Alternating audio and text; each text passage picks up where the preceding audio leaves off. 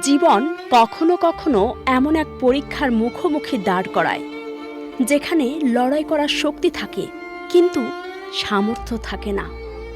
ভোলার বোরহানউদ্দিন উপজেলার টবঘি ইউনিয়নের ২ নম্বর ওয়ার্ডের বাসিন্দা মোহাম্মদ হান্নান একসময়ের কর্মঠ মানুষ। জীবিকা নির্বাহ করতেন একজন বাবুর্চি হিসেবে, নিজের পরিশ্রমে পরিবার চালাতেন। কিন্তু আজ তিনি আর আগের মতো নেই। গত ৫ বছর ধরে এক জটিল শারীরিক সমস্যায় ভুগছেন তিনি। ধীরে ধীরে হারিয়ে ফেলেছেন তার কাজ করার ক্ষমতা, হারিয়ে ফেলেছেন স্বাভাবিক জীবনযাপন। পরিবারে ৫ জন সদস্য, কিন্তু উপার্জনের কোনো স্থায়ী পথ নেই।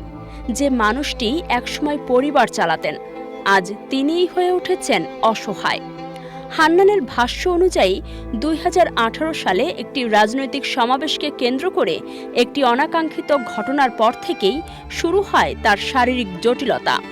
যদিও এই ঘটনার সব দিক স্বাধীনভাবে যাচাই করা সম্ভব হয়নি, তবে বাস্তবতা একটাই: তিনি অসুস্থ, কাজ করতে অক্ষম। তার চিকিৎসার অভাবে দিন দিন তার অবস্থার অবনতি হচ্ছে। চিকিৎসার খরচ চালানোর মতো সামর্থ্য নেই। পরিবারের দৈনন্দিন খরচ, সন্তানের লেখাপড়া সবকিছুই এখন অনিশ্চয়তার মধ্যে। তিনি ৫ ওয়াক্ত নামাজ আদায় করেন, কিন্তু তার চোখে এখন একটাই প্রশ্ন: আর কতদিন এভাবে চলবে? এই মুহূর্তে দরকার একটু মানবিকতা, একটু সহানুভূতি।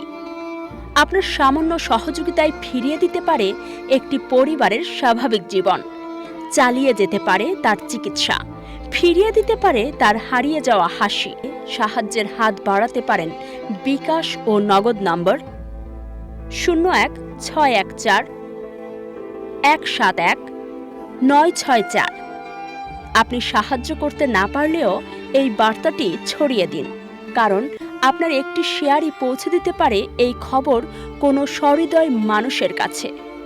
মানবতার ডাকে সাড়া দিন, হাত বাড়িয়ে দিন অসহায়ের পাশে, কারণ একটি জীবন বদলে দিতে খুব বেশি কিছু লাগে না, লাগে শুধু একটু সহানুভূতি।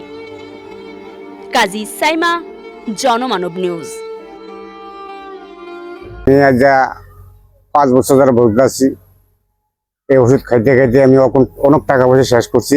আমাদের বাসার ওয়াইফের চেইন বেচতে তাহলে আমি চেইন আংটি যা ছিল আমার এই শেষ সম্বল বেচার পরে আমি ঢাকা যাই। সত্তরি আসিল একটু বেলা অহন অসুস্থ, ওষুধ বড়ি খাইতারেন আর দেখাশোনা করতারেন আর সংসারিক অভাব।